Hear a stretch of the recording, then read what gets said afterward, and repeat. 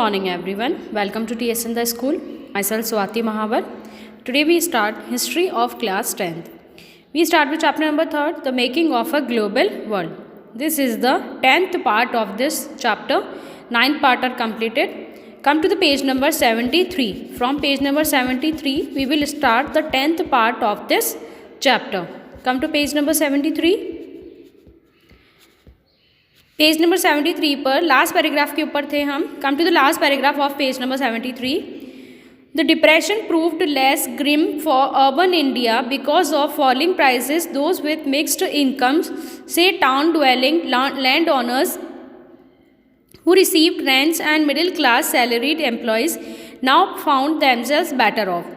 अब जैसे कि हम बात कर रहे थे लास्ट प्रीवियस वीडियो के अंदर, 9th वीडियो के अंदर, कि किस तरीके से इंडिया ने ग्रेट डिप्रेशन की कंडीशन से धीरे धीरे कॉप अप पाना शुरू किया था. महात्मा गांधी ने यहाँ पे सिविल डिसोबीडियंस मूवमेंट स्टार्ट कर दिया था 1931 के अंदर. अब फॉलिंग प्राइसेस कम होने की वजह से जो फिक्स्ड इनकम थी लोगों की वो धीरे धीरे बंद हो गई थी. जैसे कि टाउन ड्वेलिंग लैंड ओनर्स होते थे जिनको रेंट मिलता था, अब प्रोडक्शन बंद हो गया, फार्मिंग बंद हो गई, तो उनका रेंट आना भी क्या हो गया था, बंद हो गया था. मिडिल क्लास सैलरी पर्सन्स जो थे उनकी भी सैलरी आना क्या हो गया था, बंद हो गया था, जिसकी वजह से उनको बहुत सारे प्रॉब्लम क्रिएट होने लगे.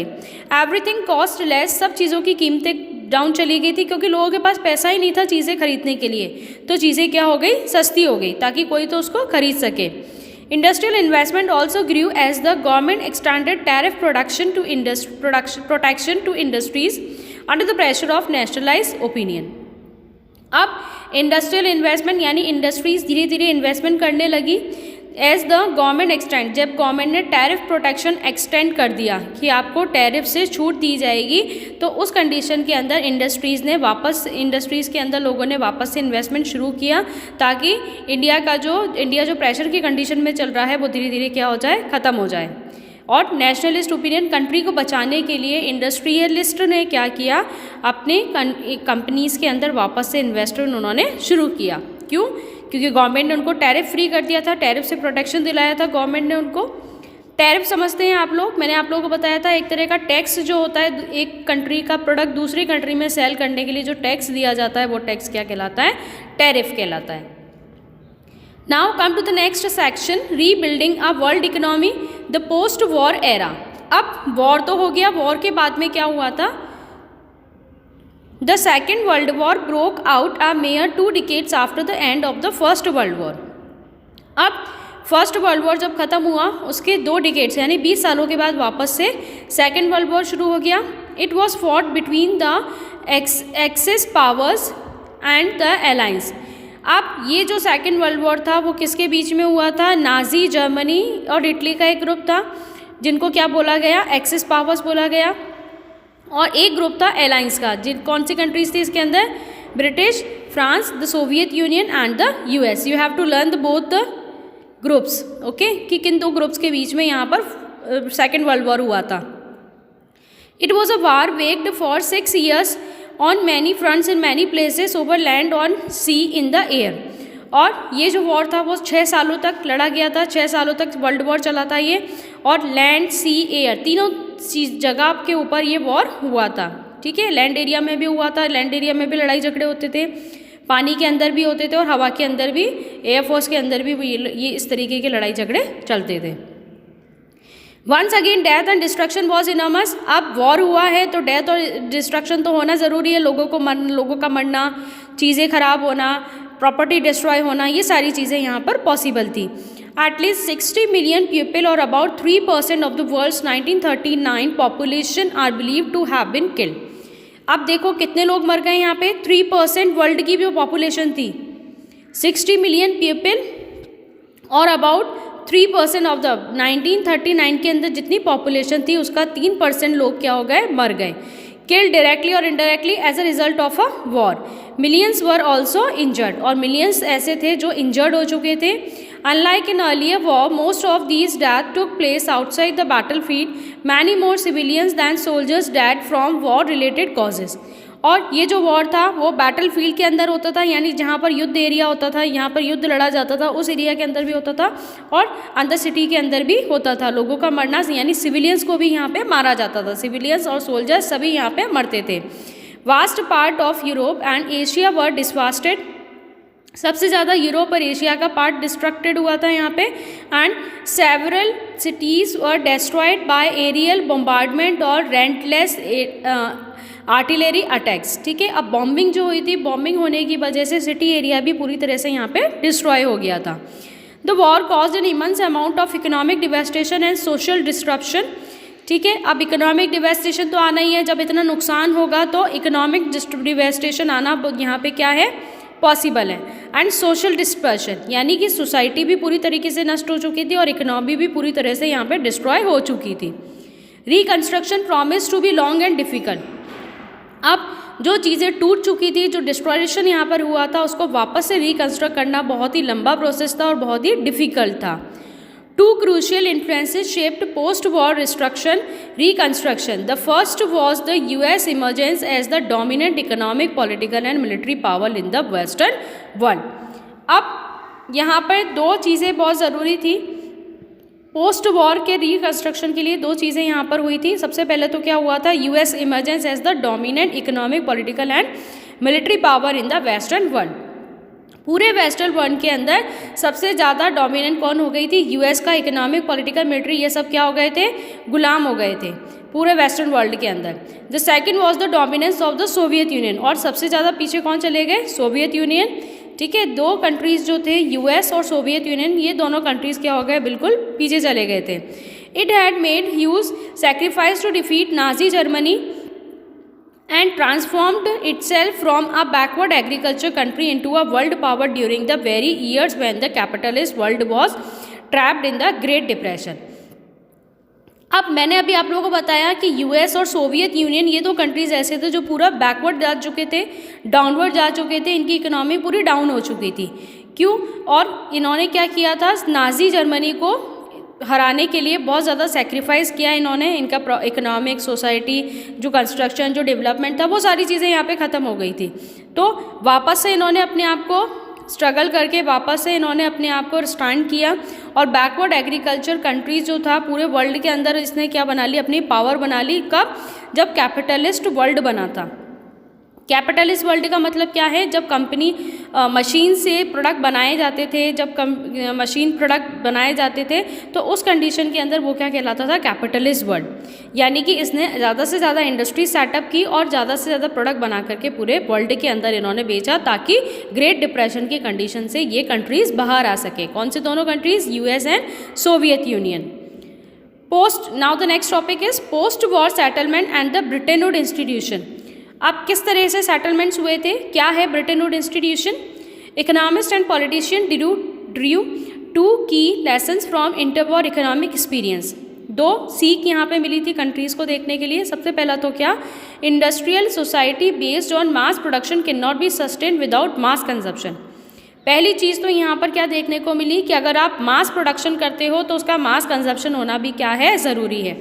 अगर आप लार्ज लेवल पर प्रोडक्शन करते हो तो उस लार्ज लेवल के प्रोडक्शन को सेल होना भी क्या है, ज़रूरी है। अगर आप इस प्रोडक्ट को सेल नहीं कर पाओगे तो फिर आप कुछ भी नहीं अर्न कर सकते हो। But to ensure mass communication there was a need of high and stable income. अब कंजप्शन कब होगा, ठीक है, कंजप्शन कब होगा, जब यहाँ पे लोगों के पास हाई और स्टेबल इनकम होगी, लोगों के हाथ में पैसा होगा, तभी तो वो चीज़ें खरीदेंगे। Incomes could not be stable if employment was unstable. अगर लोगों के हाथ में कोई एम्प्लॉयमेंट नहीं होगा तो फिर उनका जो परचेजिंग पावर है वो ख़त्म हो जाएगी और वो चीज़ें खरीदना क्या कर देंगे, बंद कर देंगे। मार्केट डिमांड यहाँ पे क्या चली जाएगी, डिक्रीज़ हो जाएगी। दस, stable income also required study और फुल एम्प्लॉयमेंट। अब साफ सी बात है कि अगर इनकम चाहिए आपको तो आप क्या होने चाहिए, एम्प्लॉयड होने चाहिए। ठीक है, स्टेबल इनकम कब होती है, जब फुल एम्प्लॉयमेंट होता है इकोनॉमी के अंदर। अगर लोगों के पास में काम है तभी इनकम है उनकी। But markets alone could not guarantee full employment. लेकिन मार्केट ऐसा था जो फुल एम्प्लॉयमेंट की गारंटी नहीं दे पाता था। क्यों, क्योंकि मार्केट के पास क्या नहीं था, मनी नहीं था, सोर्स नहीं था ताकि वो बूस्ट कर सके इकोनॉमी के अंदर। Therefore, governments would have to step in to minimize fluctuation of price, output and input employment. अब गवर्नमेंट ही एक ऐसा इंस्टीट्यूशन था जो क्या कर सकती थी, मिनिमाइज कम कर सकती थी जो फ्लक्चुएशंस आते थे। फ्लक्चुएशंस क्या होते हैं, जैसे अप डाउन्स जो आते हैं ना, कभी प्राइस इंक्रीज हो जाती है, कभी प्राइस डिक्रीज हो जाती है। तो इस तरह के जो फ्लक्चुएशंस आते थे, जो आउटपुट एम्प्लॉयमेंट में फ्लक्चुएशंस आते थे, वो सारे देखने का काम कौन करती थी, गवर्नमेंट करती थी। Economic stability could be insured only through the intervention of the government. ठीक है, इकोनॉमिक स्टेबिलिटी आप समझते हैं, आज हमारी इकोनॉमी के अंदर स्टेबिलिटी जो है वो किसकी वजह से है, गवर्नमेंट की वजह से है। गवर्नमेंट हर चीज़ के प्राइसेस चेक करती रहती है, तो किसी भी प्रोड्यूसर की इतनी हिम्मत नहीं होती है, इतना उसके पास सोर्स नहीं होता, इतना उसके पास पावर नहीं होता कि वो अपनी मर्जी से किसी भी चीज़ के प्रोडक्ट वो डिफाइन कर सके, किसी भी चीज़ के प्राइस वो डिफाइन कर सके। उसको गवर्नमेंट को ध्यान में रख के ही अपने प्रोडक्ट का प्राइस रखना पड़ता है। द सेकेंड लेसन, समझ में आया फर्स्ट पॉइंट आप लोगों को? The second lesson related to a country's economic link with the outside world. The goal of full employment could only be achieved if government had power to control flow of goods and capital and labor. अब ठीक है, first हमने क्या पढ़ा था, full employment होना चाहिए। Full employment कब होगा, जब गवर्नमेंट के हाथ में पूरा पावर रहेगा कि flow of good, capital, labour, ये सारी चीज़ों का फ्लो वो क्या कर सके, देख सके। Thus, in brief, the main aim of the post-war international economic system was to preserve economic stability. जो मेन एम है post war international economic system का वो क्या है, economic stability and full employment. आया समझ में आप लोगों को? बहुत इंपॉर्टेंट है ये कि post war international economic system जो था वो क्या था कि इकोनॉमिक स्टेबिलिटी बनाए रखनी है, साथ में फुल एम्प्लॉयमेंट हमें इंडस्ट्रियल वर्ल्ड के अंदर रखना है। ठीक है, कि इकोनॉमी भी हमारी स्टेबल रहे, और इकोनॉमी स्टेबल कब रहेगी, जब फुल एम्प्लॉयमेंट होगा। Its framework was agreed upon at the United Nation Monetary Financial Conference held in July 1944 at Bretton Wood in New Hampshire USA। Important है ये फ्रेमवर्क, यानी कि ये जो सिस्टम था वो कहाँ रखा गया था, United Nation monetary and financial conference के अंदर। जो कॉन्फ्रेंस कब होती है, जुलाई 1944 के अंदर। कहाँ पे, Britain Wood in New Hampshire USA में। ठीक है, the Bretton would conference establish the international monetary fund. अब ब्रिटेन वुड कॉन्फ्रेंस जो हुई थी, कॉन्फ्रेंस क्या होती है, सेमिनार टाइप होता है। ठीक है, कॉन्फ्रेंस जो हुई थी कहाँ पर हुई, उसने क्या एस्टैब्लिश किया इस कॉन्फ्रेंस के अंदर, इंटरनेशनल मॉनेटरी फंड IMF की एस्टैब्लिशमेंट यहाँ पर हुआ था, to deal with the external surplus and deficit of its member nation. IMF क्यों बनाया जाता है, जो उसके मेंबर नेशंस होते हैं, यानी जो कंट्रीज़ उसके मेंबर्स होते हैं उनमें सरप्लस और डेफिसिट। सरप्लस कौन सा होगा, जैसे कोई कंट्री रिच है और कोई कंट्री क्या है, पुअर है, तो रिच कंट्री पुअर को एज अ लोन पैसा दे। ठीक है, पुअर इसको क्या देगा, इंटरेस्ट देगा। आई बात समझ में? तो यहाँ पर ये जो रिच कंट्री है वो क्या कर रहा है, इन्वेस्टमेंट कर रहा है, और पुअर की यहाँ पे क्या हो रही है, हेल्प हो रही है। वो जैसे कोई भी प्रोडक्शन वो कर रहा है, कोई प्रोजेक्ट वो निकालता है, तो उसके लिए उसको पैसे की ज़रूरत होती है। तो IMF एक ऐसा ऑर्गेनाइजेशन है जो क्या करता है, सरप्लस और डेफिसिट दोनों के बीच में कनेक्शंस बनाता है वो। The international bank for reconstruction and development was set up to finance post war reconstruction. अब वॉर हुआ था, बहुत डिस्ट्रॉयशन हुआ था, जिसकी वजह से क्या हुआ था, कंट्रीज़ को वापस से स्टैब्लिश होने के लिए मनी चाहिए था। तो मनी के लिए IMF ने एक ऐसा ब्रिटेन वुड ने एक ऐसा सिस्टम निकाला, एक ऐसा ऑर्गेनाइजेशन निकाला जो लोगों की मनी का जो नीड है उसको फुलफिल कर सके। The IMF and the World Bank are referred to as the Bretton Woods institution or sometimes the Bretton Woods twin। अब क्योंकि ये IMF की इस्टेब्लिशमेंट किस में हुई थी, ब्रिटेन वुड के कॉन्फ्रेंस के टाइम पर हुई थी। तो IMF और वर्ल्ड बैंक भी जानते हो आप, दोनों का सेम वर्क है। ठीक है, IMF और वर्ल्ड बैंक को जो था वो किस नाम से जानी जाती थी, ब्रिटेन वुड के नाम से जानी जाती थी, और इसको क्या कहा जाता था, Britain would twins. The post-war international economic system is also often described as the Bretton Woods system। और पोस्ट वॉर का जो इंटरनेशनल इकोनॉमिक सिस्टम था, ये पूरा सिस्टम क्या कहलाया, ब्रिटेन वुड्स सिस्टम कहलाया। समझ में आया आप लोगों को?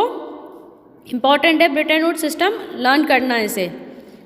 Okay, next, the IMF and the world bank commences financial operations in 1947।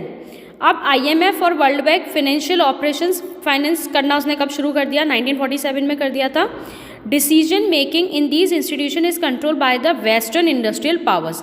अब इसके डिसीजन कौन लेता था? वेस्टर्न इंडस्ट्रियल पावर्स लेती थी, यानी इंडस्ट्रियल पावर यानी कि बड़े बड़े जो इंडस्ट्रियलिस्ट थे वो लेते थे। The US has an effective right of vote veto over की IMF and world bank decision.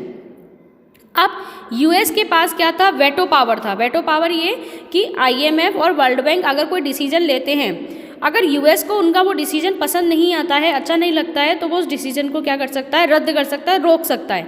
ऐसा नहीं है कि IMF और वर्ल्ड बैंक जो चाहेंगे वो हो जाएगा। अगर कोई चीज़ यूएस को समझ में नहीं आती तो यूएस उसको क्या कर देगा? वहीं पर स्टॉप कर देगा। वो क्या कहलाएगा? Veto power. The international monetary system is the system linking national currencies and monetary system. अब जो इंटरनेशनल मॉनेटरी सिस्टम है वो क्या है? नेशनल करेंसीज का और मॉनेटरी सिस्टम को लिंक कराता है। The Bretton Woods system was based on fixed exchange rate. Bretton Woods system जो है वो किस पे चलता है? फिक्स्ड एक्सचेंज रेट, यानी कि एक कंट्री जब दूसरे कंट्री से अपनी क्या एक्सचेंज करती है? करेंसीज जब एक्सचेंज करती है तो उसका जो सिस्टम होता है वो क्या कहलाता है? Fixed exchange rate system.